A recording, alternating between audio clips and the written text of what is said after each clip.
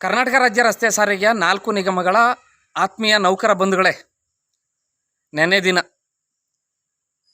ಸಾರಿಗೆ ಸಂಸ್ಥೆ ಸಂಘಟನೆಗಳು ಆಡುದ್ನೇ ಆಡೋ ಕಿಸ್ಪಾಯಿದಾಸ ಅಂತ ಕಳೆದ 5-6 ತಿಂಗಳಿಂದ ಸರ್ಕಾರ ಮಾತುಕತೆಗೆ ಬಂದು ಆಗಿನಿಂದ ಇಲ್ಲಿಯ ತನಕ 25% ವೇತನ ಹೆಚ್ಚಳ ಮಾಡಿ 1/1/24ರಿಂದ 38 ತಿಂಗಳು ಹಿಂಬಾಕಿ ಕೊಡಿ ಅಂತ ಒಂದು ಬಣದ ಸಂಘಟನೆಗಳು, ಮತ್ತೊಂದು ಬಣದ ಸಂಘಟನೆ ಸರಿಸಮಾನ ವೇತನ ಅಥವಾ ಪ್ರಣಾಳಿಕೆಯಲ್ಲಿರುವಂಥ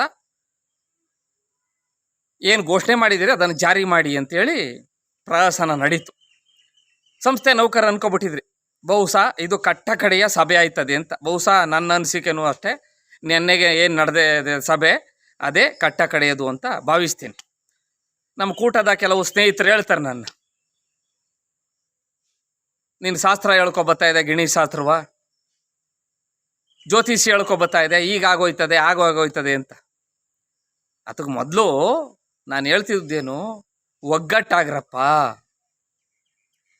ಒಗ್ಗಟ್ಟಿನಲ್ಲಿ ಬಲವಿದೆ.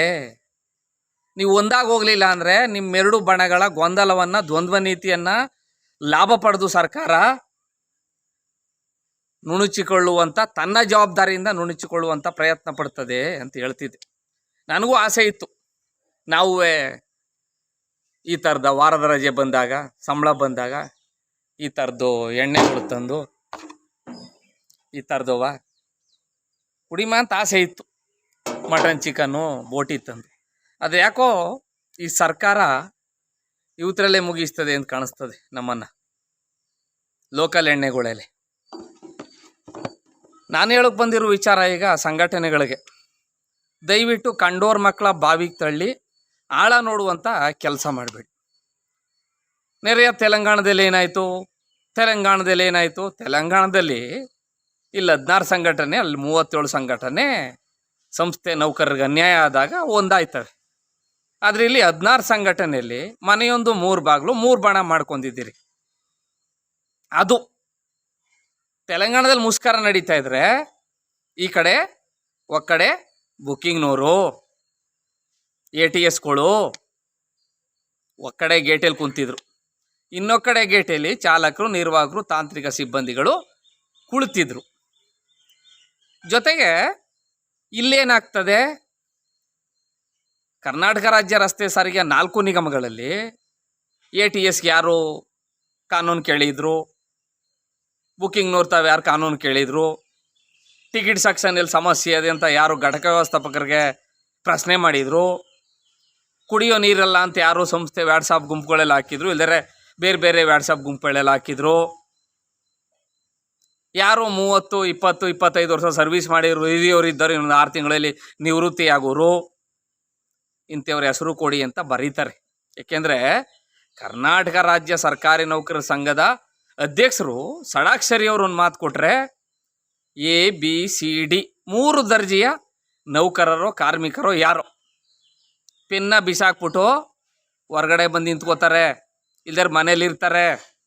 ಆದರೆ ಇಲ್ಲೇನಾಯ್ತದೆ, 5,000 ರೂಪಾಯಿ ಸಂಬಳ ಜಾಸ್ತಿ ಆಗಬೇಕಾದವರು, ರೋಡಲ್ಲಿರೋರು, ಡ್ರೈವರ್ ಕಂಡಕ್ಟ್ರು, ಬೆಳಗ್ಗೆ ಇದ್ದರೆ ರೋಡಲ್ಲಿ ಸಾಯಿರು, ಜನಗಳ ಜೊತೆಲಿ ಯಾವ್ಯಾವ್ದನ್ನೋ ಗೊಂದಲದಿಂದ ಕರ್ತವ್ಯ ಮಾಡೋರು ಮನೆ ಹಾಳು ಮಾಡ್ಕೋತಾರೆ.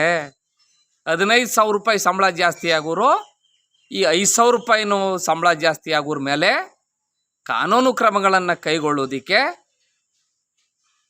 ದಾರಿ ತೋರಿಸ್ತಾರೆ. ಉದಾಹರಣೆ, ಕಳೆದ 2021 ಮುಷ್ಕರದಲ್ಲಿ ಅವಧಿ ಆಯಿತು. ಘಟಕ 12ರಲ್ಲಿದ್ದೆ ನಾನು, ಕೆಂಗೇರಿಲಿ. ಆ ಘಟಕ ವ್ಯವಸ್ಥಾಪಕರು ಏನು ಹೇಳ್ತಾರಲ್ಲಿ ಬಂದರೆ, ಸಂಸ್ಥೆಯಲ್ಲಿ ಮೌಖಿಕವಾಗಿ ಮೇಲಧಿಕಾರಿಗಳು ಹೇಳಿದರು, ಡಿಪೋದಲ್ಲಿ ಯಾರ್ಯಾರು ಮುಂಚೂಣಿ ನಾಯಕರವ್ರೆ, ಯಾರು ಹೊಸಿ ಕಾನೂನುಗಳು ಕೇಳ್ತಾರೆ, ಯಾರು ಸೀನಿಯರ್ ಅವರೇ 50 ವರ್ಷ ಮೀರಿಯವರು ಅಂಥವ್ರ ಹೆಸರು ನನಗೆ ಕೊಡಿ, ಅವ್ರ ಹೆಸರು ಬರ್ತು ಕಳಿಸಿ. ಯಾಕೆ ಕೇಂದ್ರ ಕಚೇರಿಯಲ್ಲಿವ್ರಿಗೆ ಇಲ್ಲಿ ಡ್ರೈವರ್ ಯಾರು, ಕಂಡಕ್ಟರ್ ಯಾರು, ಮೆಕ್ಯಾನಿಕ್ ಯಾರು, ಇನ್ನೊಬ್ಬ ಯಾರು, ಕಾನೂನು ಕೇಳೋನು ಯಾರು ಗೊತ್ತಿರುವುದಿಲ್ಲ. ಗೊತ್ತಿರೋದು ಯಾರಿಗೆ, ಸ್ಥಳೀಯ ಘಟಕದಲ್ಲಿ ಕರ್ತವ್ಯ ಮಾಡ್ತಾ ಇರುವಂಥ ATS, ಬುಕ್ಕಿಂಗ್ನವರು, ಘಟಕ ವ್ಯವಸ್ಥಾಪಕರು ಗೊತ್ತಿರ್ತದೆ. ಇವರು ಬರ್ತು ಕಳಿಸ್ತಾರೆ. ಅಲ್ಲಿ ವಿಭಾಗೀಯ ನಿಯಂತ್ರಣಾಧಿಕಾರಿಯನ್ನು ಲೇಬರ್ ಕೋರ್ಟಲ್ಲಿ ಪ್ರಶ್ನೆ ಮಾಡಿದಾಗ, ಸ್ವಾಮಿ ಆ ಡಿಪೋ ಮ್ಯಾನೇಜರು ಯಾರ್ದು ಹೆಸರು ಬರ್ತು ಕಳಿಸಿರು, ಮುಷ್ಕರದಲ್ಲಿ ಭಾಗವಹಿಸಿದ್ರೋ ಇಲ್ವೋ ನನಗೂ ಅದಕ್ಕೂ ಸಂಬಂಧವಿಲ್ಲ, ಮೇಲಧಿಕಾರಿಯಾಗಿ ನಾನು ಸೈನ್ ಹಾಕಿವನು ಅಷ್ಟೇ ಅಂತ ಅವ್ರು ಹೇಳ್ತಾರೆ. ಇದು ಕಳೆದ 2021 ಮುಷ್ಕರದ ಅವಧಿ ನಂತರ ಕಾನೂನು ಹೋರಾಟದಲ್ಲಿ ಬಂದಂತಹ ನಾನು ವಿಚಾರಗಳನ್ನು ನಿಮ್ಮ ಮುಂದೆ ಹಂಚ್ಕೊಳ್ತಾ ಇದ್ದೀನಿ. ಇನ್ನು ಭದ್ರತಾ ಮತ್ತು ಜಾಗೃತಾಧಿಕಾರಿಗಳು ಅವರು ಹೇಳ್ತಾರೆ, ಡಿಪೋ ಮ್ಯಾನೇಜರು DC ವರದಿ ಕೊಟ್ಟಿದ್ರು, ನಾನು ಅವ್ರಿಗಿಂತ ಮೇಲಧಿಕಾರಿಯಾಗಿ ಸೈನ್ ಹಾಕಿದ್ದೀನಿ. ಮುಷ್ಕರದಲ್ಲಿ ಭಾಗವಹಿಸಿದರೋ ಇಲ್ವೋ, ಆಡಿಯೋ ಇದ್ದವೋ ವಿಡಿಯೋ ಇದ್ದವೋ ನಮಗೆ ಗೊತ್ತಿಲ್ಲ ಅಂತ ಅವ್ರು ಹೇಳ್ತಾರೆ. ಎಲ್ಲಿ ಕಾರ್ಮಿಕ ನ್ಯಾಯಾಲಯದಲ್ಲಿ ಬಂದು ಸಾಕ್ಷಿ ನುಡಿವಾಗ. ಆದರೆ ಅದರಲ್ಲಿ ಆ ಮುಷ್ಕರದಲ್ಲಿ ಇವತ್ತು 15% ಕಳೆದ ಸರ್ಕಾರ 15% ಹೆಚ್ಚಳ ಮಾಡಿದ್ದು 10,000 ನೌಕರರು ತ್ಯಾಗ ಬಲಿದಾನದಿಂದ. 1,30,000 ನೌಕರರು ಯಾರ್ದು 5,000 10,000 3,000 ದಂಡ ಹಾಕ್ಸ್ಕೊಂಡ್ರು, ಯಾರು ವರ್ಗಾವಣೆ ವಜಾ ಅಮಾನತಾದ್ರು ಅವರ ಮನದ ನೋವಿನ ಪ್ರತಿಫಲ 15% ಸಂಬಳ ಜಾಸ್ತಿ ಆಗಿರುವುದು. ಇಂಥ ಪುರುಷಾರ್ಥಕ್ಕೆ ಯಾಕೆ ಬೇಕಾಗಿಲ್ಲ ಬಿಡಿ, ಕೊಟ್ಟಷ್ಟೇ ಕೊಡಲಿ ಸರ್ಕಾರ. 3 ಹೇಳ್ತಾ 5 ಹೇಳ್ತಾ 7 ಹೇಳ್ತಾ ನೀವು ಹೋಗ್ಲೇಬೇಡಿ, ಇನ್ನು ಹೋಗೋದಿಲ್ಲ ಯಾವುದೇ ಸಭೆಗೆ ಅಂದಿದ್ದೀರಿ. ಅದು ಏಕಪಕ್ಷಿವಾಗ 10% ಯಾವುದೋ ಒಂದು ಮಾಹಿತಿ ಅಕ್ಕಿಯಲ್ಲಿ ಯಾರೋ ಹಾಕಿದ್ರಲ್ಲ, ಅದರಂತೆ 10% ಕೊಡ್ತದೆ. ನಾವು ನಮ್ಮ ಹೆಂಡತಿ ಮಕ್ಕಳಿಗೆ ರೋಡ್ ಸೈಡಲ್ಲಿ ತಳ್ಳು ಗಾಡಿಲೇ ಪಾನಿಪುರಿ ತಿನ್ಸ್ಮ 30 ರೂಪಾಯಿ ಕೊಡುತ್ತಾವು.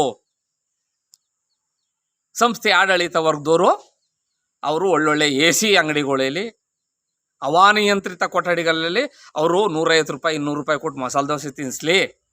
ನಾವು ಇಲ್ಲೇ ರೋಡ್ ಸೈಡಲ್ಲೇ ತಳ್ಳು ಗಾಡಿ ಅಂತವೆ ಮಸಾಲೆ ದೋಸೆ ತಿನ್ನಿಸೋಣ. ಅವ್ರು ರೇಷ್ಮೆ ಸೀರೆ ಕೊಡಿಸ್ತಿದ್ದವರು ಒಳಗಿರಲಿ, ನಾವು ಸಿಪನ್ ಸೀರೆನೇ ಕೊಡಿಸ್ಮ ಇಡ್ತಿರ್ಗೆ. 5,000 ತಕೊಂಡ್ರೆ ಹಬ್ಬಕ್ಕೆ ಅಂದರೆ ಬೇಡಕ್ಕ ನಾವು ದುಡ್ಡಿಲ್ಲ, 2,000 ತಕೋ ಅಂತ ನಮ್ಮ ಹೆಂಡ್ತಿದಿರಿಗೆ ನಾವು ಮನವರಿಕೆ ಮಾಡ್ಕೊಳ್ಳೋಣ. ನಮ್ಮ ಮಕ್ಕಳು ಎಲ್ಲಾರ ಹೋಗಿ ಐಸ್ ಕ್ರೀಮ್ ಕೇಳಿದ್ರೆ 30 ರೂಪಾಯಿ 40 ರೂಪಾಯಿ ಕೋನ್ ಐಸ್ ಕ್ರೀಮ್ ಕೇಳಿದಾಗ ಇಲ್ಲಕ್ಕ ನಾವು ದುಡ್ಡು 10 ರೂಪಾಯಿಂದ 15 ರೂಪಾಯಿಂದ ತಗೊಳ್ಳಿ ಅಂದ್ಬಿಟ್ಟು ಅಷ್ಟರಲ್ಲೇ ಕೊಡಿಸೋಣ. ಯಾಕೆಂದರೆ ಹೋರಾಟ ಮಾಡ್ತೀವಿ ಅಂತ ಹೋಗಿ ಅನ್ಯಾಯ ಆಗೋದು ಇಲ್ಲಿಗೆ. ಎತ್ತಿಗೆ ಜರ ಬಂದರೆ ಎಮ್ಮೆಗೆ ಬರೆ ಹಾಕೋದ್ರು ಅಂತೇಳಿ ನೋವಾಗೋದು ಯಾರಿಗಪ್ಪ? ಬೆಳಿಗ್ಗೆ ಎದ್ದು ರೋಡಲ್ಲಿ ಈ ಜನಗಳ ಜೊತೆಲಿ ಆಡಿ ನೊಂದು ಬೆಂದು ಸಾಕಾಗಿ ಯೂನಿಫಾರಮ್ ನೋಡಿದ್ದೀರಾ? ಡ್ರೈವರ್ ಕಂಡಕ್ಟ್ರು ಈಗ ಬೆಳಗಾಯ್ತವೆ, ಸಖೆಗೆ ಬರ್ಬರೆ ಬತ್ತಾವೆ. ಯಾವ ಇಲಾಖೆಯವ್ರಿಗೆ, ಯಾವ ಆಡಳಿತ ಸಾಕಿಯವ್ರಿಗೆ ಬೆವ್ರು ಬಂದು ಬರ್ಬರೆ ಬರ್ತಾ ಇದ್ದಾವು. ಹಾಗಾಗಿ 16 ಸಂಘಟನೆಗಳ ಮುಖ್ಯಸ್ಥರೇ, ದಯವಿಟ್ಟು ನೀವು ಕೊಡ್ಸೋದೇನು ಬೇಡಿ ಕಣ್ರಪ್ಪ. ನೀವು ಮುಷ್ಕರ ಪಸ್ಕರ ಒಂದಾಗಿ ಬರಲಿಲ್ಲ ಅಂದರೆ ಯಾವುದೇ ಒಬ್ಬ ನೌಕರ ಮುಷ್ಕರದಲ್ಲಿ ಭಾಗವಹಿಸಲ್ಲ.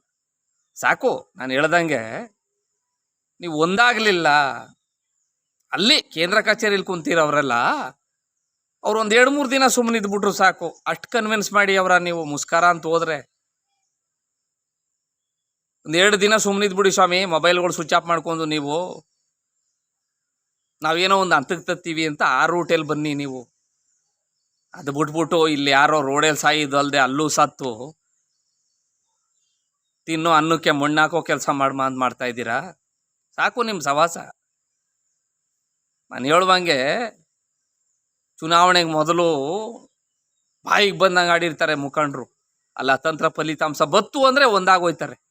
ದೇಶದಲ್ಲಿ NDA ಕಡೆಗೆ ಎಷ್ಟು ಪಕ್ಷಗಳು ಇದ್ದಾವೆ, UPA ಕಡೆಗೆ ಎಷ್ಟು ಪಕ್ಷಗಳಿದ್ದಾವೆ, ಅವರೆಲ್ಲ ಹೆಂಗೆ ಬೇಕಂಗೆ ಅವರ ಅನುಕೂಲಕ್ಕೆ ಒಂದಾಗಬೇಕಾದ್ರೆ ನೀವು ಯಾಕೆ ಒಂದಾಗಲ್ರಿ? ನೀವು ಒಂದಾಗದ ಹೊರತು ನೀವು ಯಾರೇ ಮುಷ್ಕರ ಕೊಟ್ಟರು ಸಂಸ್ಥೆ ನೌಕರರು ಬರ್ತಾರೆ, ಕೆಲಸ ಮಾಡ್ತಾರೆ, ನಮ್ಮ ಹಣೆ ಬರವನ್ನು ಅವರು ಸಪಿಸ್ಕೋತಾರೆ, ನಮ್ಮ ಕರ್ಮ ನಾವು ಸಪಿಸ್ಕೋತಾರೆ, ಒಂದಷ್ಟು ಸರ್ಕಾರಕ್ಕೆ ಸಾರಿಗೆ ಸಚಿವ್ರಿಗೆ ಶಾಪ ಹಾಕೋತಾರೆ, ಕಡ್ದು ಮನೆಗೆ ಹೋಯ್ತಾರೆ. ಅದು ಬಿಟ್ಬಿಟ್ಟು ಏನೋ ಒಂದು ಕೊಡಿಸ್ತೀರಿ, ಏನೋ ಒಂದು ಮಾಡ್ತೀರಿ ಅಂದ್ಬಿಟ್ಟು ಭ್ರಮಾಲೋಕಕ್ಕೆ ಬಂದು ನಿಮ್ಮ ಮುಷ್ಕರದಲ್ಲಿ ಭಾಗವಹಿಸ್ತಾರೆ ಅಂತ ಏನಾದ್ರು ನೀವು ಮುಷ್ಕರಕ್ಕೆ ಮತ್ತೊಂದು ಮಗದೊಂದು ಕರೆ ಕೊಟ್ಟರೆ ದಯವಿಟ್ಟು ನಿಮಗೆ ಭ್ರಮ ನಿರಸನ ಆಯ್ತದೆ. ಒಗ್ಗಟ್ಟಾಗಿ ಹೋದ್ರ ಯಾವುದೇ ಮುಷ್ಕರ ಗಿಷ್ಕರ ಅದು ಒಳ್ಳೆಯದಲ್ಲ. ಆಡಳಿತ ವರ್ಗದ ದೃಷ್ಟಿಯಿಂದಾಗಲಿ, ಸರ್ಕಾರಕ್ಕಾಗಲಿ, ಸಂಸ್ಥೆ ನೌಕರರಿಗಾಗಲಿ ಅತಿಂದ ಒಳ್ಳೇದಾಗೋದಿಲ್ಲ, ಆಗೋದು ಬ್ಯಾಡಿ. ನೀವೇನು ಮಾಡಬೇಕು, ಆಡಳಿತ ವರ್ಗದವರು ಹೇಳಿಕೆ ಕೊಡಬೇಕು ಸರ್ಕಾರಕ್ಕೆ, ಸ್ವಾಮಿ ನಮ್ಮನೂ ಗುಲ್ಬರ್ಗ, ರಾಯಚೂರು, ಯಾದಗಿರಿ, ಬಳ್ಳಾರಿ, ಬಿಜಾಪುರ, ಹುಬ್ಳಿ, ಧಾರವಾಡ, ಮಂಗಳೂರು, ಚಾಮರಾಜನಗರ ಇಂಥಕ್ಕೆ ಟ್ರಾನ್ಸ್ಫರ್ ಮಾಡಿದ್ರು ಸರಿಯೇ, ನಾವು ಸಪೋರ್ಟ್ ಇದೆ ಅಂತ ಅವರು ಬಹಿರಂಗವಾಗಿ ಹೇಳಿದ್ರ, ಅವ್ರ ಕೈಲಿ ಹೇಳಿಸ್ತೀರಾ ಸಂಘಟನೆಯವರು? ಏನೋ ಒಂದು ಆಗೋಲಿ, ತೆಲಂಗಾಣದೆಲ್ಲ ಆದಂಗೋ, ಆಂಧ್ರದೆಲ್ಲ ಆದಂಗೋ, ಮಹಾರಾಷ್ಟ್ರದೆಲ್ಲ ಆದಂಗೋ ಅವ್ರ ಕೈಲಿ ಹೇಳಿಸೋಕ್ಕಾಗಲಿಲ್ವೇ? ದಯವಿಟ್ಟು ಸರ್ಕಾರ 3, 5, 7ಕ್ಕೆ ಬಂದದೆ, 10%ಗೆ ಎಂಡ್ ಮಾಡ್ತದೆ, 26 ತಿಂಗಳು ಹಿಂಬಾಕಿ ಕೊಡ್ತದೆ. ತಗೊಂಡು ಸಂಸ್ಥೆ ನೌಕರರು ಹೆಂಗೋ ಪಾಲಿಗೆ ಬಂದದ್ದು ಪಂಚಾಮೃತ.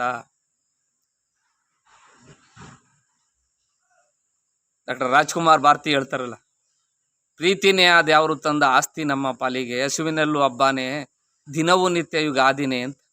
ಹಂಗೆ ನಾವು ಹೆಂಗೋ OT, BP, ಸಿಲ್ವರ್ ಕಪ್ಪು, ಐವಾಡ್ಸು ಇಂಥವು ಕುಡ್ಕೊಂಡು ಕಾಲ ಕಳ್ಕೊಂಡು ಹೋಯ್ತೀವಿ. ಅದೇ ರೀತಿ ನಮ್ಮ ಮಕ್ಕಳುಗಳುವೆ ಹಿಂಗೆ ಹೋಗಲಿ. ಒಂದಂತೂ ಸತ್ಯ ಕಣ್ರೆ, ಸಾರಿಗೆ ಸಂಸ್ಥೆ ನೌಕರರನ್ನ ಅವರ ಅಯ್ಯೋ ಅನಿಸ್ತದಂಥ ಯಾವುದೇ ಸರ್ಕಾರಗಳು, ಯಾವುದೇ ಸಾರಿಗೆ ಸಚಿವ ಇತಿಹಾಸದಲ್ಲಿ ಉದ್ಧಾರ ಆದುದಿಲ್ಲ. ಅದ ಕಾಲ ಬಂದಾಗ ನೋಡ್ಕೊಮ್ಮ. ಮುಂದೆ ಚುನಾವಣೆಗಳು ಬರ್ತವೆ ರಾಜ್ಯದಲ್ಲಿ. ಆ ಚುನಾವಣೆಯ ಮೂಲಕನಾದರೂ ತಾವು ತಕ್ಕಪಾಠ ಕಲಿಸ್ಬೇಕು. ದಯವಿಟ್ಟು ಸವಾಲಾಕು ರೀತಿ ಇರಬೇಕು. ಒಂದು ಸಂಘಟನೆಗಳ ನಾಯಕರು 1,10,000 ನೌಕರರನ್ನ ನೀವು ಪ್ರತಿನಿಧಿಸ್ತಿದ್ದೀರಿ ಅಂದರೆ, ಎಸ್ಮಾ ಕಾಯ್ದೆ ಸುಮ್ಮನಿಲ್ಲ ಸಂಸ್ಥೆ ಮೇಲೆ. ಯಾವ ಇಲಾಖೆ ನಿಗಮಗಳು ಎಸ್ಮಾ ಕಾಯ್ದೆ ವ್ಯಾಪ್ತಿಗೆ ಒಳಪಟ್ಟವೆ ಅವು ಗಂಡಸ್ಥಾನದ ಇಲಾಖೆಗಳು ಅಂತ. ಸರ್ಕಾರದ ಬೇರೆ ಇಲಾಖೆ ನಿಗಮಗಳು 15 ದಿನ ಬಾಕ್ಲಾಕರು ಯಾವನೂ ಕೇಳುವುದಿಲ್ಲ. ಅಯ್ಯೋ ಇವತ್ತಿಲ್ವಂತೆ ನಾಳಕ್ಕೆ ಹೋಮ ಅಂತಾರೆ, ಇನ್ನೊಂದು ವಾರ ಹೋಮ ಅಂತಾರೆ. ಆದರೆ ಇವು ಹಂಗಾಗೋದಿಲ್ಲ. ಶಿಕ್ಷಣ, ಆರೋಗ್ಯ, ಅಗ್ನಿಶಾಮಕ, ಸಾರಿಗೆ ಇಂಥವು ಇದಾವಲ್ಲ ಒಂದು 5-6 ಇಲಾಖೆಗಳು, ಇವು ನಡೀಲೇಬೇಕು. ಅದನ್ನು ದಯವಿಟ್ಟು ಅರ್ಥ ಮಾಡಿಕೊಂಡು ತಾವು ಒಂದಾಗುವುದಾದರೆ ಹೋಗಿ, ಜೊತೆಗೆ ಆಡಳಿತ ವರ್ಗದವ್ರ ಕೈಲಿ ಬಹಿರಂಗ ಹೇಳಿಕೆ ಕೊಡಿಸಿ ನಮ್ಮದು ಬೆಂಬಲ ಇದೆ. ಬರೀ ನಾವು ಇವ್ರನ್ನ ವರ್ಗಾವಣೆ ವಜಾಮಾನತ್ ಮಾಡೋದಿಲ್ಲ. ಸರ್ಕಾರ ವ್ಯವಸ್ಥಾಪಕ ನಿರ್ದೇಶಕರ ಮೂಲಕ ನಮ್ಮನ್ನು ಸಹ ವರ್ಗಾವಣೆ ವಜಾಮಾನತು ಮಾಡಿದ್ರು ಮಾಡ್ತದೆ ಅಂತ ಅವ್ರ ಕೈಲಿ ಬಂದರೆ ಹೋಗಿ. ಇಲ್ದೇರೆ ದಯವಿಟ್ಟು ನಮ್ಮ ಪಾಡಿಗೆ ನಾವು ಬಿಟ್ಬಿಟ್ಟು ಕಾಲ ಕಳ್ಕೊಂಡು ಸಂಸ್ಥೆ ನೌಕರರು ಹೋಗ್ತಾರೆ. ಇದು ನಾನು ಹೇಳ್ತಾವ್ನಿ ಅಂತಲ್ಲ, ನನ್ನಂತಹ ಲಕ್ಷಾಂತರ ನೌಕರರ ಮನದಾಳದ ಮಾತು. ಯಾಕೆ ನಾನು ಬರ್ತಾ ಇರ್ಬೇಕಾದ್ರೆ ಕರ್ತವ್ಯಕ್ಕೆ ಎಲ್ಲ ಕೇಳ್ತಾರೆ, ಮಲೇಶಣ್ಣ ಏನು ಹಿಂಗಾಯ್ತು, ಯಾರೇನಾರು ಮಾಡ್ಕೊಳಿಕನಪ್ಪ, ನಮಗೆ ಸವಾಸ ಬೇಡ ಅಂತಾರೆ. ಹಂಗಾಗಿ ದಯವಿಟ್ಟು ನಿಮ್ಮ ಸಂಘಟನೆಗಳ ಅಸ್ತಿತ್ವ ಉಳಿಬೇಕಾದ್ರೆ ಎಲ್ಲ ಸಂಘಟನೆಗಳ ನಾಯಕರು ಒಂದಾಗಿ. ಮೊದಲನೇದು, ಸರ್ಕಾರ ಬಗ್ಲಿಲ್ಲ, ಆಡಳಿತ ವರ್ಗದವ್ರ ಕೈಲಿ ಹೇಳಿಕೆ ಕೊಡಿಸಿ. ಅದು ಆಗಲಿಲ್ಲ, ಸುಮ್ಮನಿದ್ದು ಬಿಡಿ. ಅವ್ರು ಎಷ್ಟೋ ಕೊಡ್ತಾರೆ ತಗೊಂಡು ನಾವು ಸುಮ್ಮನಿದ್ದು ಬಿಡ್ತೀವಿ. ಇನ್ನೇನು ಮಾಡೋಕ್ಕಾದದು ಅಂತ ಹೇಳ್ತಾ ನನ್ನ ಈ ಸಾಮಾಜಿಕ ಜಾಲತಾಣದ ವಿಡಿಯೋಗೆ ಪೂರ್ಣ ವಿರಾಮ ಆಗ್ತಾ ಇದ್ದೀನಿ. ಯಾಕೆ ಇಷ್ಟೊತ್ತು ಮಾತಾಡ್ದೆ ಅಂದ್ರೆ ಅರ್ಥ ಮಾಡ್ಕೋಬೇಕು. ಇನ್ನು ಮಾತಾಡೋದಿಲ್ಲ ಸಂಸ್ಥೆ ಬಗ್ಗೆ ಆಗಲಿ, ಸರ್ಕಾರದ ಬಗ್ಗೆ ಆಗಲಿ, ಆಡಳಿತ ವರ್ಗದವ್ರ ಬಗ್ಗೆ ಆಗಲಿ, ವೇತನ ಹೆಚ್ಚಳ, ಹಿಂಬಾಕಿ ಬಗ್ಗೆ ಆಗಲಿ, ನನಗೂ ಮಾತಾಡಿ ಸಾಕಾಗೋಯ್ತು. ನಾ ಮಾತಾಡೋದು, ಇವ್ರು ಹೇಳೋದು ಡಬಲ್ ಗೇಮ್ ಗಿರಾಕಿ, ಇವನು ಬೇಲಿ ಮೇಲೆ ಕುಂತಿರ್ತಾನೆ, ಅವ್ರಿಗೂ ಹೇಳ್ತಾನೆ ಇವ್ರಿಗೂ ಹೇಳ್ತಾನೆ ಅಂತ.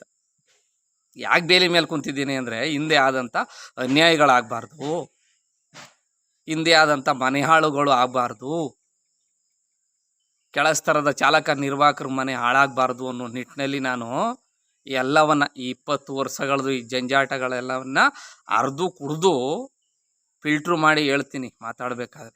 ಅದಕ್ಕೆ ನೀವು ಹೇಳ್ತೀರಿ, ನೀನು ಬಂದೆ ಜ್ಯೋತಿಷಿ ಹೇಳ್ಬಿಟ್ಟೆ, ಇವತ್ತಾಗೋಯ್ತದೆ, ಯುಗಾದಿ ಕೊಟ್ಬಿಡ್ತಾರೆ ಅಂದರು, ಕೊಟ್ಬಿಡ್ತಾರೆ ಅಂದರು, ಈಗ ಕೊಟ್ಬಿಡ್ತಾರೆ ಅಂದರು.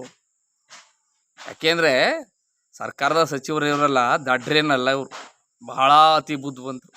ಯಾರ್ಯಾರು ಸಾಮಾಜಿಕ ಜಾಲತಾಣದಲ್ಲಿ ಏನೇನು ಮಾತಾಡ್ತಾರೆ ಸಂಸ್ಥೆ ಬಗ್ಗೆ, ನಮ್ಮ ಬಗ್ಗೆ, ವೇತನ ಹೆಚ್ಚಳ, ಹಿಂಬಾಕಿ ಬಗ್ಗೆ ಅನ್ನೋದನ್ನು ಗಮನಿಸ್ತಾ ಇರ್ತಾರೆ.